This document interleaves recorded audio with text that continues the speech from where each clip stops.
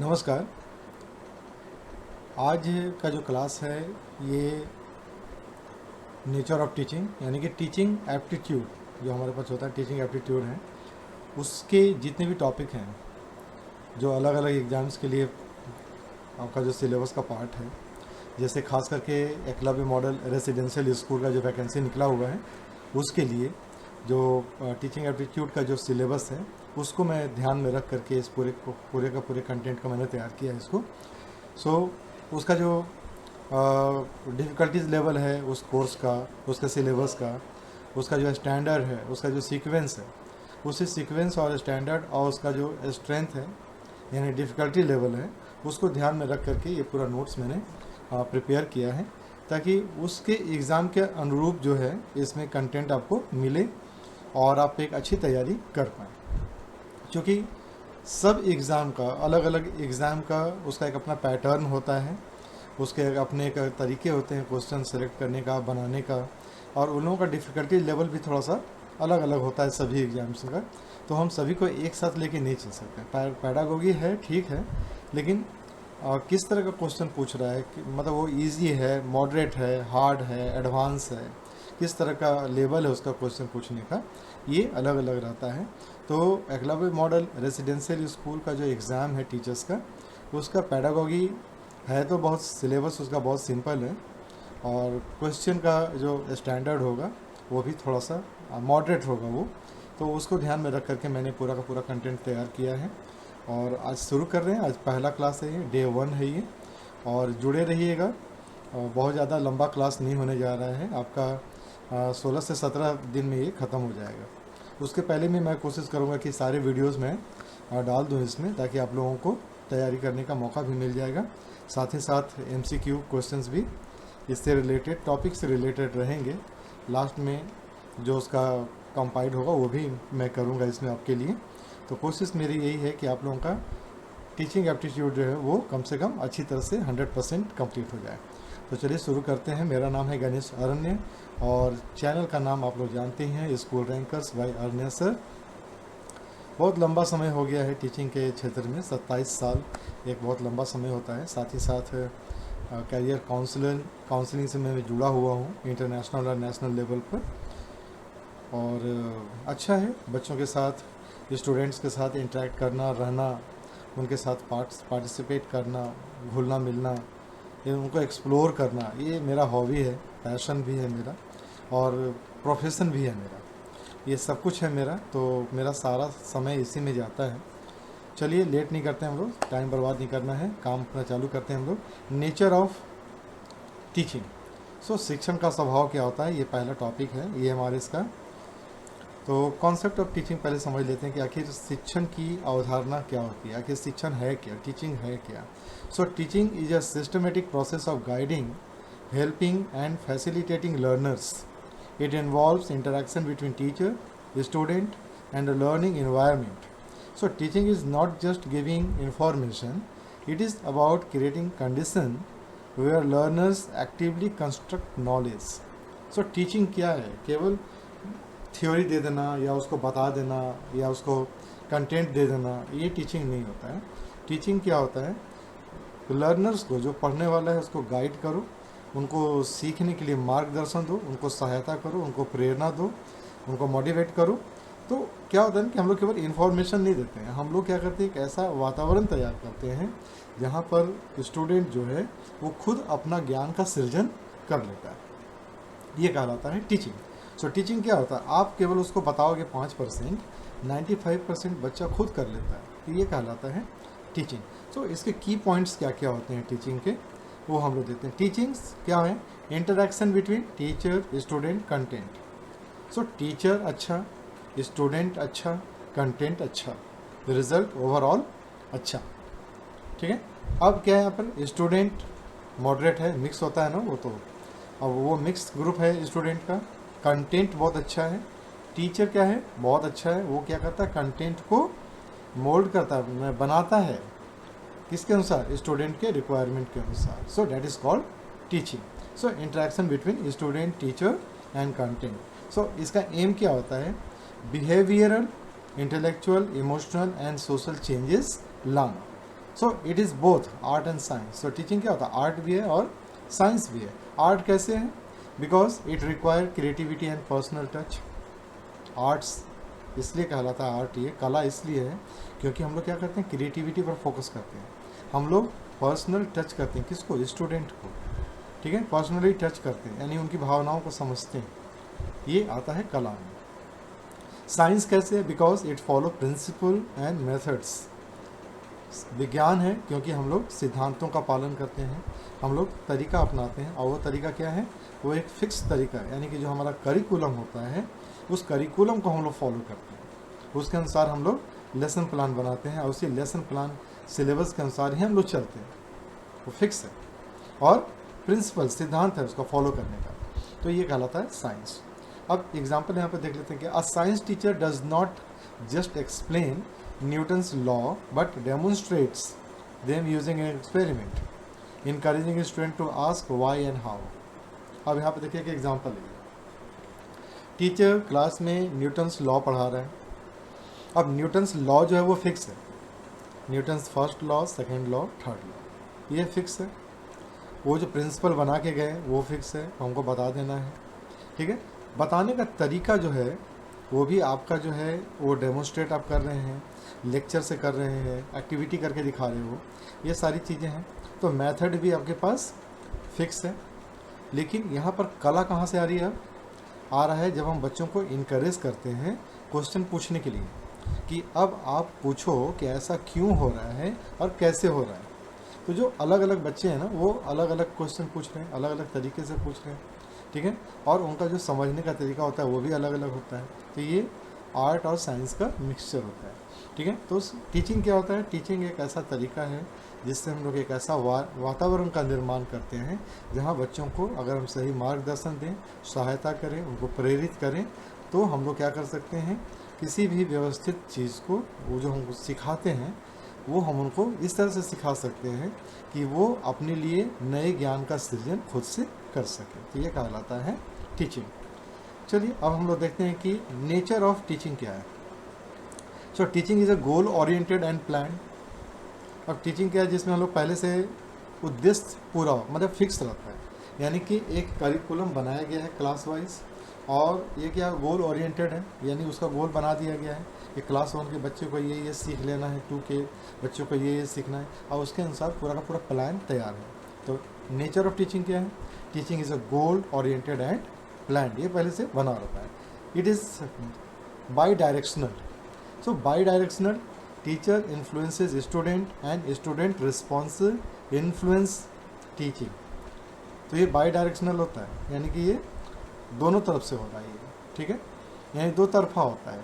Teacher क्या करता है, इन्फ्लुएंस करता है स्टूडेंट को, और स्टूडेंट क्या करता है, रिस्पॉन्स देकर टीचिंग को इन्फ्लुएंस करता है, प्रभावित करता है, ठीक है। इट इज़ कॉन्टेक्चुअल, है ना, depend on learners background, environment and culture. ये कॉन्टेक्चुअल है, यानी कि ये डिपेंड करता है किस पर, जो लर्नर्स हैं जो पढ़ रहे हैं उनका बैकग्राउंड क्या है, किस वातावरण से आते हैं, उनका कल्चर क्या है, ये सारी चीज़ों पर ये डिपेंड करता है। It is dynamic and continuous, यह एक सतत चलने वाली प्रक्रिया है, और ये क्या करता है, न्यू नॉलेज और न्यू टेक्नोलॉजी को ये इन्वॉल्व करता है अपने प्रोसेस के अंदर। इट इज़ डेमोक्रेटिक, टीचिंग जो है वो क्या है, डेमोक्रेटिक है, इसमें बच्चे भी पार्टिसिपेट करते हैं, उनको फीडबैक देने का मौका होता है, और उनको हर चीज़ वो दिया जाता है जिससे कि वो स्वतंत्र होकर के अधिगम के प्रोसेस में पार्टिसिपेट कर पाते हैं।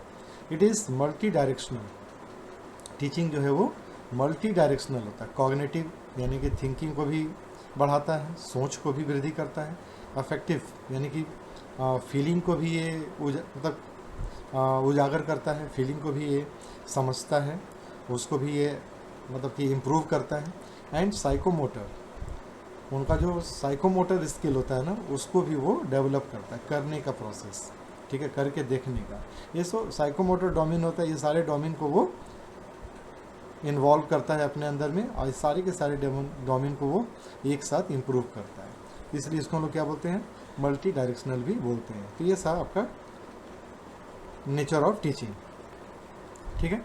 अब यहाँ पे एक एग्जांपल देखिए और समझिए इस चीज़ को कि when teaching in a tribal ये हमारे से स्कूल, आप जाएंगे पढ़ाने के लिए आप, और जितने भी आपके एकलव्य मॉडल है वो तो ट्राइबल एरिया में है वो, ठीक है। A teacher connects environmental science, ठीक है, लेसन। अब जो इन्वायरमेंटल साइंस का जो लेसन पढ़ा रहा है, अब वो लोकल फॉरेस्ट और जो लोकल ट्रेडिशनल प्रैक्टिसेस उन लोग जो करते हैं उससे से उसको जो कनेक्ट करना पड़ेगा, जोड़ना पड़ेगा, और तभी वो अपने लर्निंग को, टीचिंग को मीनिंगफुल बना सकता है, और बच्चों के लिए जो लर्निंग है वो मीनिंगफुल बनेगा। अगर आप ट्राइबल एरिया में जाकर शहर के बारे में बताना शुरू कर दें, ठीक है, तो आपका वो इन्वायरमेंट अच्छा नहीं बन पाएगा और बच्चे कनेक्ट नहीं कर पाएंगे। तो ये सारी चीज़ें टीचिंग के एरिया में आता है, इस तरह से आप उसको समझ सकते हैं। कैरेक्टरिस्टिक्स ऑफ टीचिंग क्या है, शिक्षण की विशेषताएं क्या क्या होता है। Teaching is both an art and science, वो दोनों चीज़ हैं। It involve communication between teacher and student, इसमें छात्र और शिक्षक के बीच में संचार होते रहता है। ये इंटेंशनल होता है, इट इज़ इंटेंशनल, ठीक है, ये उद्देश्यपूर्ण है। इसमें पहले से हम लोग क्या करते हैं, हम लोग को मालूम होता है कि बच्चों के व्यवहार में एक परिवर्तन लाना है, और वो परिवर्तन क्या है, ऑलरेडी पहले से फिक्स है कि ये परिवर्तन उनके अंदर लाना है। It is diagnostic and remedial, teaching जो होता है वो क्या होता है, इसमें लोग डायग्नोस्ट करते हैं बच्चों के जो कठिनाइयाँ आ रही हैं सीखने में, समझने में जो दिक्कत आ रहा है उसको हम लोग डायग्नोस्ट करते हैं, और उसके बाद उनके लिए समाधान खोज कर उनको देते हैं, जिससे बच्चों को पढ़ने में सहायता होती है। इट इज़ फ्लेक्सिबल, ये बहुत ही लचीला होता है, आप इसमें कोई भी मेथड यूज़ कर लीजिए, कोई भी स्ट्रेटजी यूज़ कर लीजिए, आप बच्चों को पढ़ा सकते हैं। इट इज़ इंटरैक्टिव, ये परस्पर क्रियात्मक है, यानी कि इंटरैक्टिव है, यानी कि टीचिंग और लर्निंग दोनों को, यानी टीचर और लर्नर दोनों एक दूसरे को इन्फ्लुएंस करते हैं, प्रभावित करते हैं अपने अपने क्रियाओं के द्वारा। तो ये उसकी विशेषता है। If a student is week in math, अब इसको समझिए, पूरे का पूरा जो कैरेक्टरिस्टिक था ना उसको समझना है इस एग्जाम्पल से, कि अगर कोई स्टूडेंट मैथ में कमज़ोर है, टीचर मॉडिफाई हर टीचिंग यूजिंग सिंपल एग्जाम्पल। अब यहाँ पर टीचर क्या करेगा, उस बच्चे के लिए अपना सिखाने का तरीका बदलेगा, ठीक है, ग्रुप लर्निंग के लिए प्रोत्साहित करेगा, विजुअल्स दिखा करके सिखाएगा, मॉडल दिखा के सिखाएगा। तो ये क्या होता है, लचीलापन लाता है क्लास में पढ़ाने के लिए। अब ऑब्जेक्टिव क्या है, टीचिंग का ऑब्जेक्टिव क्या होता है, अब इसको आप समझिए यहाँ पर।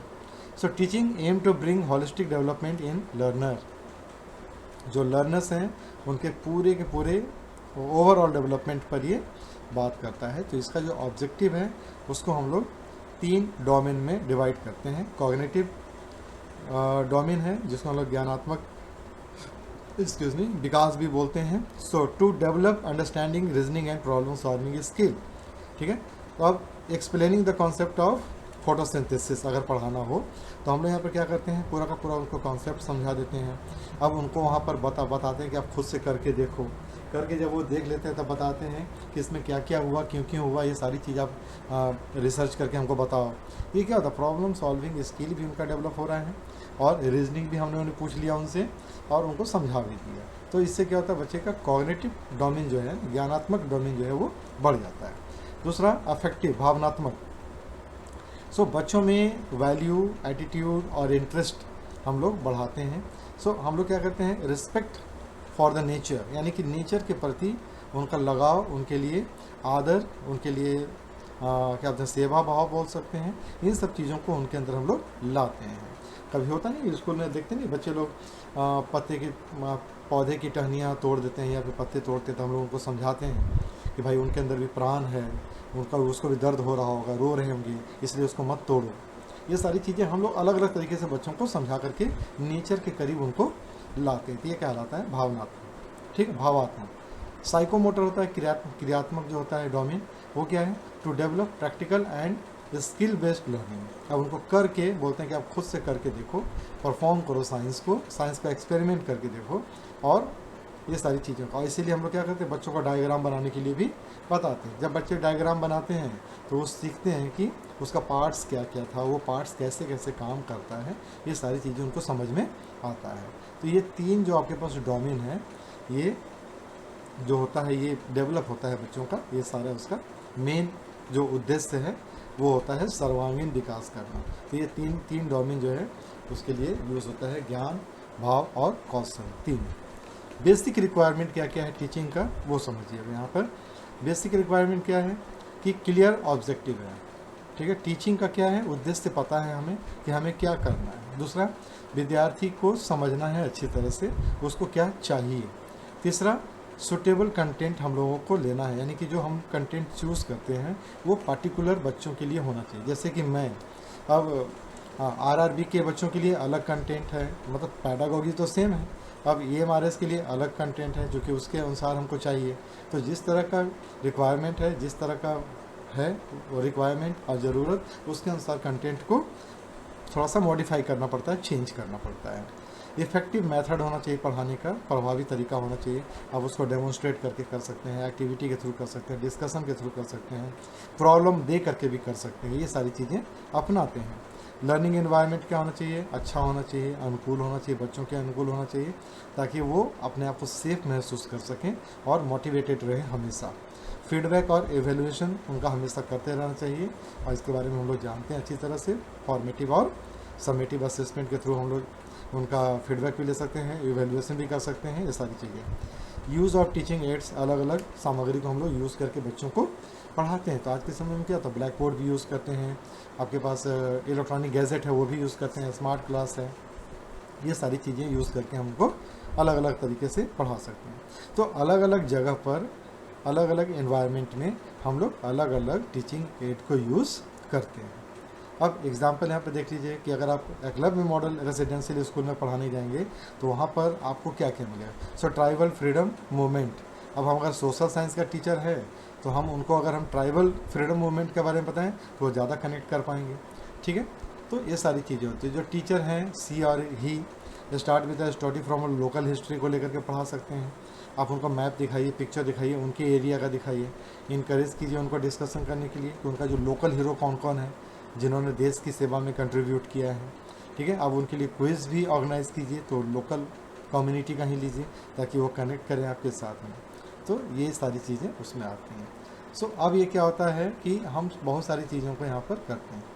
केस स्टडी जो मैं आपके लिए लेकर आया हूँ, सारा चीज़ का जो टॉपिक था मेरा ये, उस टॉपिक पर क्या होता है कि टीचर है यहाँ पर एक है, ये केस स्टडी आपको काम आएगा ना कब, जब आप बीएड में आप हैं, अगर आप बीएड की पढ़ाई कर रहे हो तो वहाँ पर क्या होता है हम लोग जमा करते हैं, तो वहाँ पर केस स्टडी ये काम आता है। ये केस स्टडी आप वहाँ पर भी यूज़ कर सकते हैं। तो जो हमारे बीएड के जो स्टूडेंट हैं ना, उनका जो प्रोजेक्ट बनाते हैं, प्रैक्टिकल कॉपी बनाते हैं, उसमें ये सब काम आएगा। उसको भी आप यहाँ से आप उठा सकते हो इस चीज़ को। ठीक है, अब यहाँ पर देखिए क्या होता है, केस स्टडी टीचर है, अरुण नाम है उनका, साइंस के टीचर है वो, 9 के बच्चों को पढ़ा रहे हैं। टॉपिक क्या है, वाटर कंजर्वेशन है। अब सिनेरियो देखिए क्या है यहाँ पर कि initially students were not showing interest in text book. अब किताब पे उतना उनको नहीं जा रहा है, यार क्या पढ़ना है किताब का, वो ना मन नहीं लग रहा उनका। अब यहाँ पर अरुण सर क्या करते हैं, उनको लेके चले जाते हैं गांव में, अब बच्चों को लेकर के चले जाते हैं और उनको दिखाते हैं कि ट्रेडिशनल वाटर हार्वेस्टिंग मेथड क्या है, गाँव वाले क्या यूज़ करते हैं खेती के लिए, पटाने के लिए। आफ्टर रिटर्निंग, अब जब लौटते हैं वहाँ से, अब वो क्या करते हैं, सबको अलग अलग ग्रुप में बांट देते हैं और बोलते हैं कि चलो फटाफट बनाओ, तुम एक स्मॉल वाटर फिल्टर का मॉडल बना दो। अब यहाँ पर हो गया वाटर कंजर्वेशन कैसे होगा, अब कुछ ना कुछ बनाओ आप वहाँ पर। अब उसके अनुसार वो अपना कुछ भी क्वेश्चन दे सकते हैं, ग्रुप अलग अलग ग्रुप को दे दिए अलग चीज़ बनाने के लिए। इससे क्या होता है, बच्चे वहाँ पर कनेक्ट हो जाते हैं अपने आप उस क्लास के टेक्स्ट बुक थ्योरी के साथ में। अब ऑब्जर्वेशन देखिए क्या होगा, स्टूडेंट बिकम इंथुस्टिक्स एंड क्रिएटिव, तुरंत हो गया, एक बार गाँव घुमा अंदर में आ गया, पूरा इंकरेजमेंट आ गया। Their learn through experience and teamwork, अब वो गांव गए थे, वहाँ पर सीखा उन्होंने अनुभव से, अब टीम में बैठ करके टीम के साथ काम कर रहे हैं। वो बिहेवियरल चेंज आ गया उनके अंदर में। स्टूडेंट क्या किए हैं, स्कूल में भी वाटर सेव करना शुरू कर देंगे, उस तरीका को यूज़ करना शुरू किए। तो ये चीज़ अब यहाँ पर इसका देखिए एनालिसिस कैसे कर रहे हैं आप कि इस केस स्टडी से क्या समझ में आया कि effective teaching connects theory with real life experience. ठीक है, इन्वॉल्व्स स्टूडेंट एक्टिवली। अगर हम थ्योरी के साथ में बच्चों को रियल लाइफ के साथ कनेक्ट कर दें तो बच्चे तुरंत उसमें शामिल हो जाते हैं। ठीक है, इससे क्या होता है, उनके व्यवहार में भी चेंज आता है और उनका जो आपका जो ऑब्जेक्टिव है पढ़ाने का वो भी आपका 100% फुलफिल हो जाता है।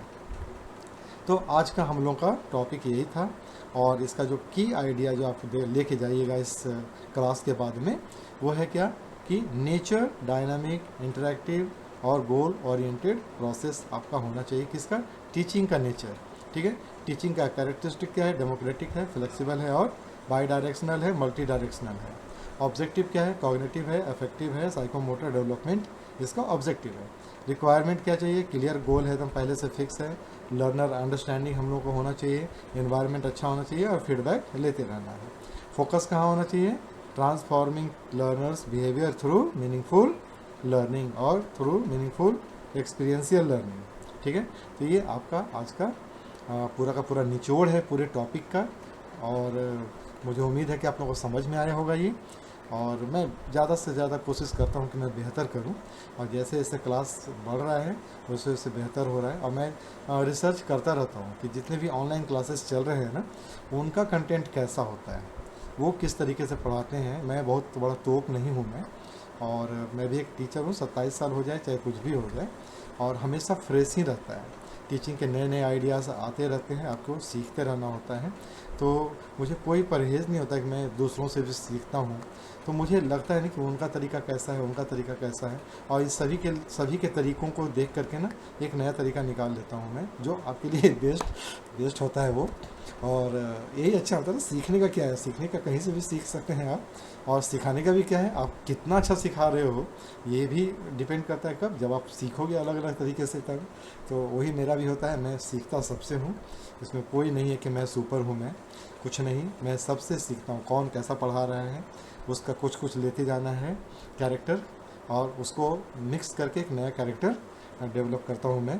तो यही है पूरा आपको कि मैं इस तरह से आप लोगों को देता हूँ। मुझे बहुत अच्छा लगता है ये कॉन्सेप्ट, बहुत अच्छा लगता है मुझे कि इसमें पूरा का पूरा निचोड़ भी आ जाता है, और पूरा जो नोट्स है ना आप लोग के लिए पूरा कॉम्पैक्ट भी है, और प्लस इसमें सारा का सारा निचोड़ इसी में है। तो ऑब्जेक्टिव क्वेश्चन जो बनता है ना वो इसी से बनता है। चलिए हम लोग कुछ ऑब्जेक्टिव क्वेश्चन भी यहाँ पर हम लोग देख लेते हैं नेचर ऑफ टीचिंग से।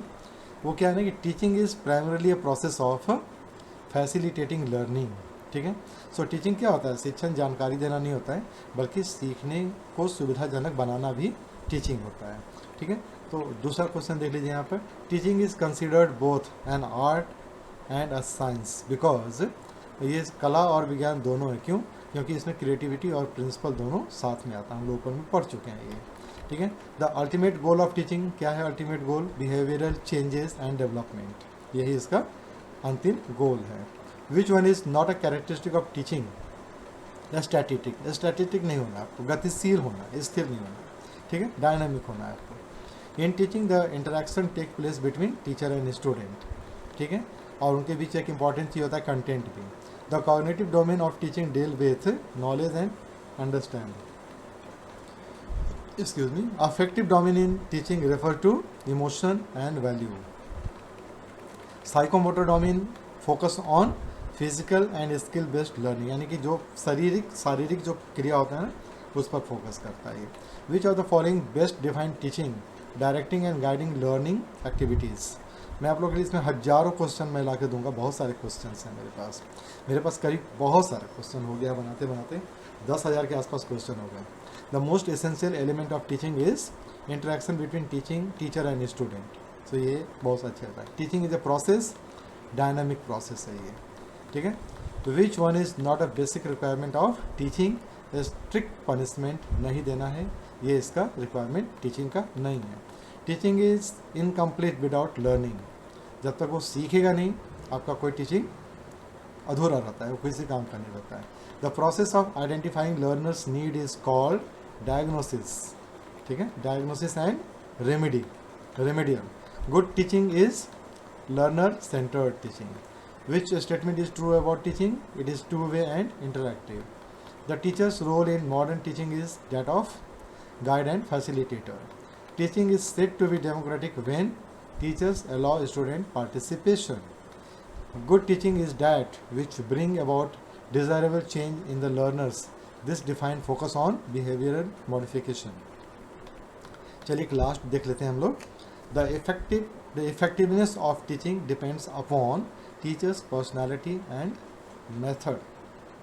टीचिंग कब अच्छा होता है? जब टीचर पढ़ाने वाला ज़बरदस्त हो, उसका पर्सनालिटी, उसका तरीका बहुत अच्छा होता है, आपका लर्निंग भी बहुत अच्छा हो जाता है। तो चलिए आज का जो क्लास था वो टीचिंग के ऊपर था, और उम्मीद है कि आप लोगों को अच्छा लगा होगा, समझ में भी आया होगा।